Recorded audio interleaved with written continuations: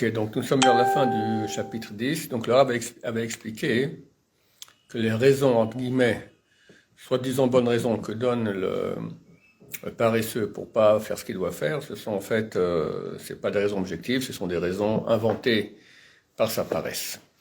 Et toutes ces choses-là, l'expérience quotidienne témoignera pour elle.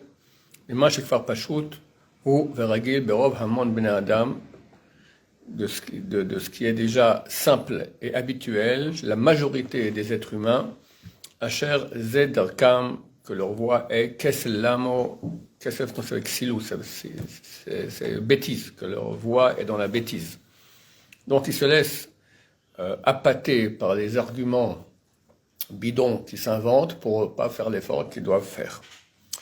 Au maskil al-davar, et la personne qui raisonnera sur cette chose-là, Imtsaemet, t'ouvra la vérité, la mytho authentique. Et date les navon nakel. Et la date, la connaissance, c'est un verset de Michelet, et la connaissance pour celui qui est perspicace, c'est facile. Quelqu'un d'idiot n'arrive pas à avoir la connaissance, mais quelqu'un de perspicace qui cherche la vérité, il trouve facilement la connaissance vraie. Le Kvarnit Baer Inyan Azrizut Be'ur est déjà, on a expliqué déjà le sujet de la zrizut, du zèle, de la rapidité. Be'ur Shershov Heyoto Maspik Le'arat Alev. Une explication que je juge suffisante pour réveiller le cœur. Vachacham, Yerkam Od Yosif Lekar. Et le sage, il va encore s'assagir, il va rajouter de l'intelligence sur ce que j'ai dit. Et Yosif Lekar, et va comme ça rajouter des bonnes leçons. Vincharoe, et tu vois, qui raou la zrizut liyot, il y a une erreur là, je crois, c'est raouille, non? Ouais, il faut rajouter un yud dans les éditions, ils l'ont pas mis. Qui raouille, qu'il est juste, la zrizut liyot badraga acharazeirut, d'être, que la zrizut soit après le degré de la zeirut. Donc, que la rapidité soit après la prudence. Kalarov, loy adam zariz, imlo yizahir batrila. Car dans la majorité des cas, l'homme ne sera pas un homme rapide si auparavant il ne sera pas prudent.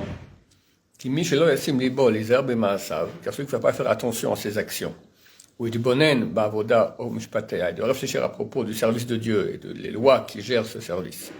Que c'est ça la mida, la qualité de la zéro, de faire attention, bien vérifier tout ce qu'on fait. Comme je l'ai écrit. Caché, Shilbash, Ahava, Vechemda et Léa.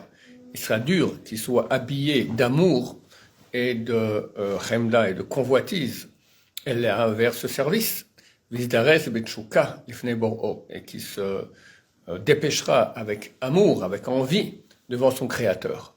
Donc le but de la Zrizout, c'est qu'on ait, comme j'ai dit, un bouillonnement intérieur d'enthousiasme pour servir Hachem.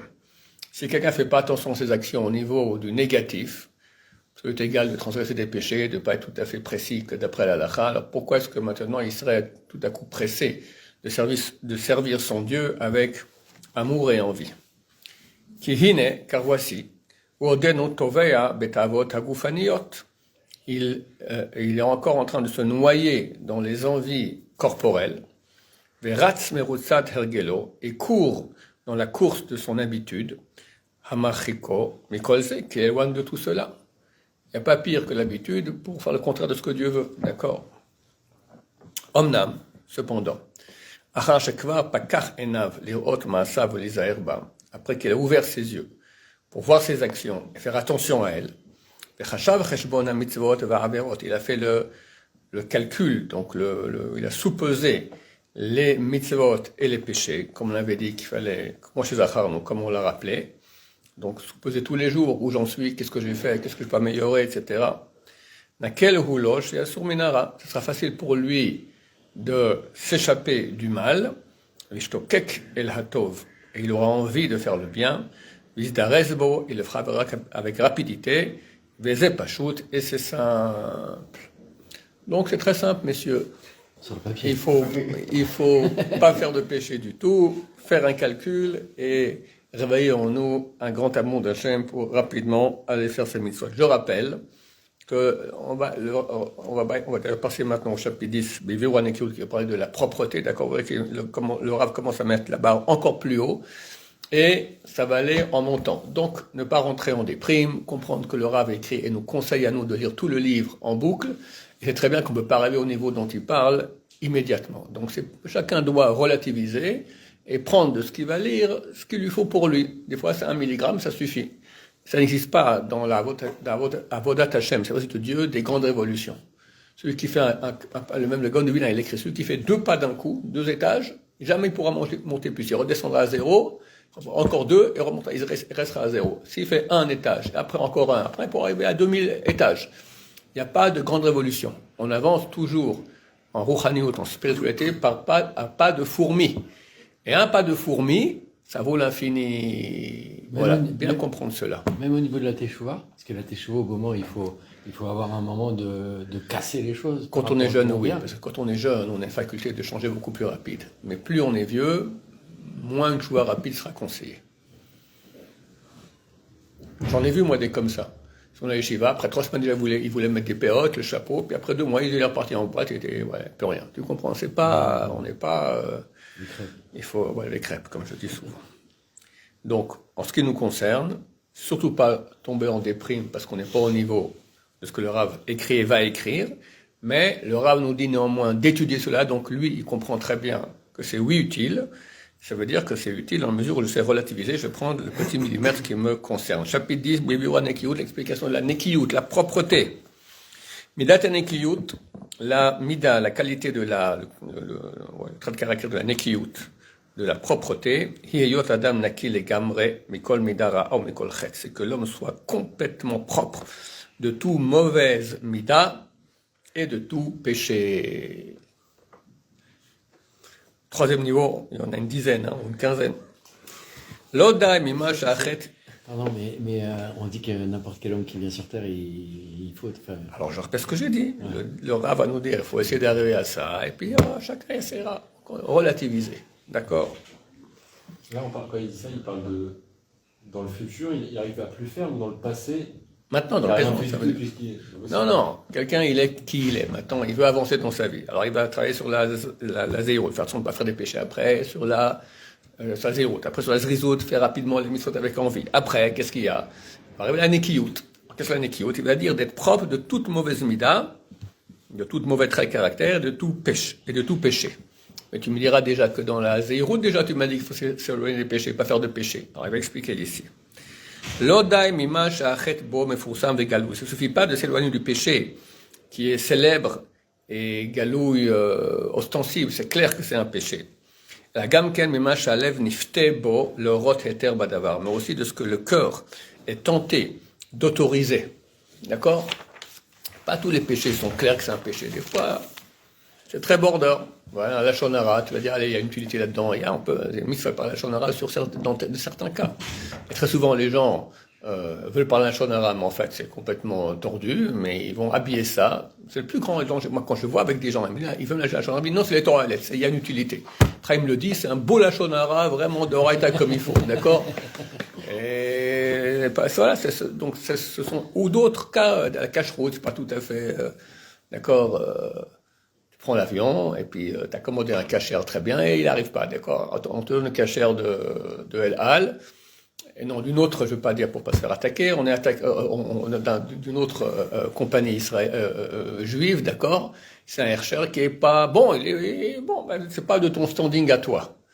Alors on commence maintenant, oui, non, mais la tomate, peut-être que oui, si c'est le maaser et machin, et tout ça, on commence à faire toutes sortes de... Une fois, j'ai pris l'avion, je vous racontais. Une fois, j'ai pris l'avion dans une compagnie israélienne célèbre. Et dès que j'arrive, le steward me donne une place comme ça. Tu vas, tu t'installes, il me donne la place. Il y avait 3 places. Il y avait un grand avion. Et le centre, il y avait des places comme ça, 3. Et celle du milieu reste vide. Et à côté, au bout, il y avait un jeune chassid de 16 ans, comme ça.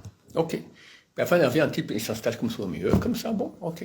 Je vois qu'on fait un service inhabituel. Tu veux un whisky, tu veux un machin, tu veux un truc. Bon, pour finir, on me donne le plat de cette compagnie. C'est pas la cache-route que je mange d'habitude. Alors, je mange pas sans aucun problème.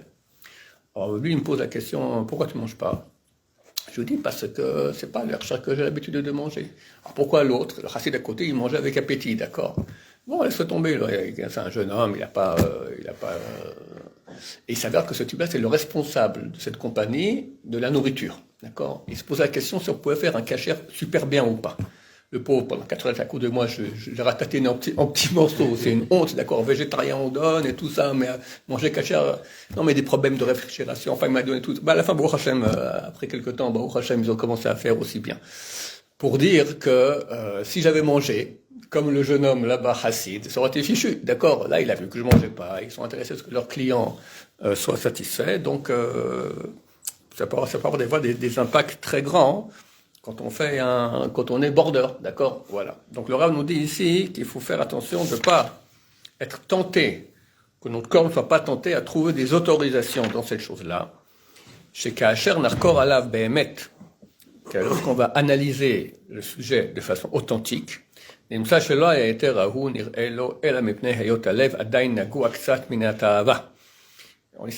qu'en fait l'autorisation qu'on s'est donnée, elle est venue uniquement parce que le corps était intéressé, était touché par la ta'ava, par l'envie. C'est pour ça qu'il parle le Rav au départ, il faut passer par la prudence pour après. C'est-à-dire, en fait, la prudence, c'est réfléchir, en fait.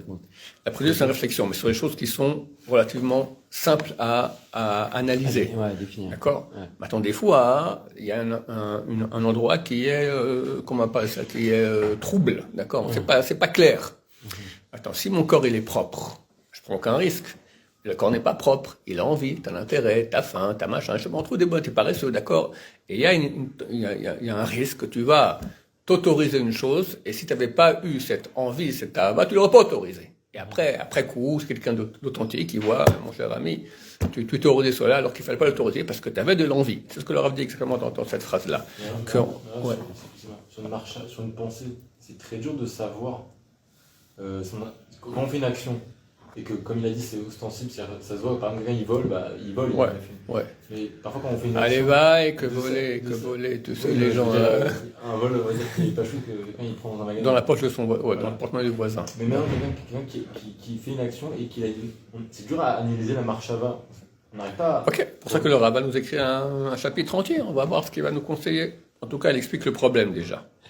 La pensée mauvaise, quelque part, c'est pas qu'elle est mauvaise. Ce qui est mauvais, enfin, j'ai vu ça avec Rabbi Nachman, dans le côté Moran, qu'en fait, c'est pas le problème de la pensée.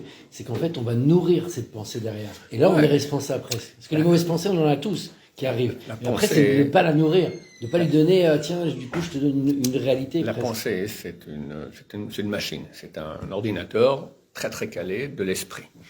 Mais il y a une connexion entre la pensée et le corps. Et le corps, il a envie. D'ailleurs, c'est ce que le Rav avait dit ici. Le corps, il est touché par la ta'ava, par l'envie. Et le corps, il va maintenant déformer la pensée. Il va dire oui, mais le cas du vol maintenant, d'accord? Quelqu'un, il pense qu'il est sous-payé par son employé, pas par son employeur. Et plusieurs fois, il dit non, je ne peux pas donner plus. Alors il commence maintenant au bureau, voilà, du moment il est au portable, du moment il fait autre chose, il est en train de voler son employeur. Et ouais, non, mais maintenant je suis sous-payé, d'accord? Donc il fait un raisonnement que comme quoi il a le droit de voler, c'est du vol. Du vol, hein, il n'y a aucune différence entre ça et prendre dans le porte-monnaie du voisin, d'accord? Mais il va justifier parce que le corps, il adore le vol, d'accord? C'est écrit que le cœur adore le vol. Il y a 2 péchés que le corps aime le plus, c'est les interdits sexuels et le corps. Et le vol. D'accord? La Gemara dit que l'intérêt sexuel, c'est même quand on n'est pas en face de la femme, ça travaille dans la tête. Alors que le vol, c'est quand on est en face. D'accord? Mais ce sont les 2 choses qui, dans le corps, est le plus tenté par cela. Alors, le Rav, je sais pas, il va sûrement nous faire va parler de beaucoup de types de péchés, et chacun pourra voir à quel point l'envie. Alors, l'envie, elle va déformer maintenant l'authenticité du raisonnement. Pour nous dire, kasher, c'est bon, tu peux y aller, c'est une mitzvah même, d'accord? On finit la ligne. Car le corps n'a pas été purifié entièrement de cette ta'ava, de cette envie. C'est pour ça qu'elle va l'attirer. Allez, les koulas, autoriser cela. Baruch Adonai, amen, amen.